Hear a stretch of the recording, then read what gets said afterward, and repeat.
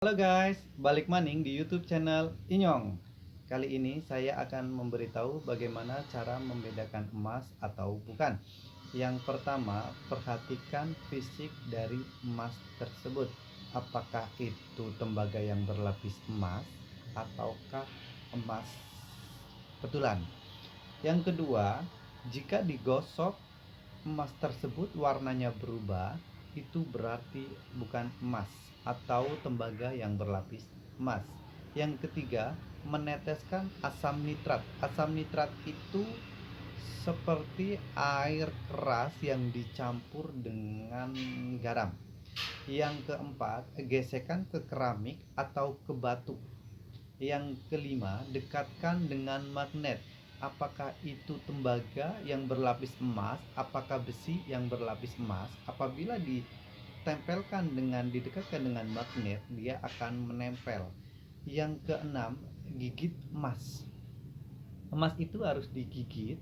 Ketika gigitan itu masih ada sisa di emas tersebut, bisa berarti itu emas. Yang ketujuh, atau yang terakhir, dia itu harus mengecek ke toko emas. Selanjutnya, kadar emas itu dibagi menjadi dua. Yang pertama ada emas muda dan ada emas tua.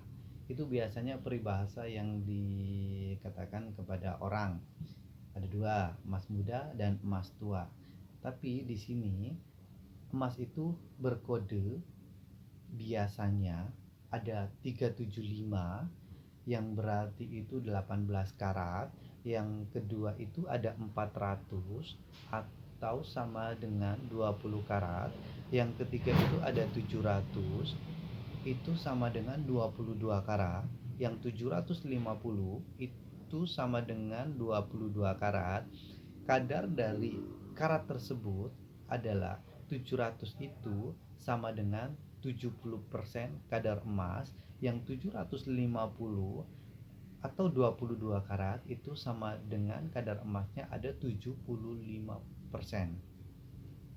Di sini kita akan memberitahu kepada semuanya bahwasannya secara fisik di sini ada yang namanya kancing dari kalung ataupun gelang. Biasanya dia berkode di sini ada kode 375 atau 700 atau 750 atau 420. Udah dipastikan itu kancingnya adalah emas. Apabila dia berkode di tokonya itu seperti UBS, itu udah pasti itu emas. Seperti yang saya katakan, itu sudah ada kadar emasnya, walaupun dia itu emas muda atau emas tua. Biasanya ada di gelang rantai. Gelang yang berbentuk gelang rantai itu biasanya ada yang seperti ini nih, kancing. Itu ada tulisan 700 atau 750 fix, itu emas. Dan 750 itu termasuk emas yang 22 karat. Itu disebut kadang emas tua. Nah, biasanya ada lagi, biasanya itu untuk di kalung atau di gelang, biasanya untuk di kancingnya itu ada tulisan 700 atau 750 atau 420 atau 375 atau yang bermerekkan UBS, itu udah pasti emas untuk di kancingnya. Dan di pengaitnya di sini juga itu udah fix berarti emas.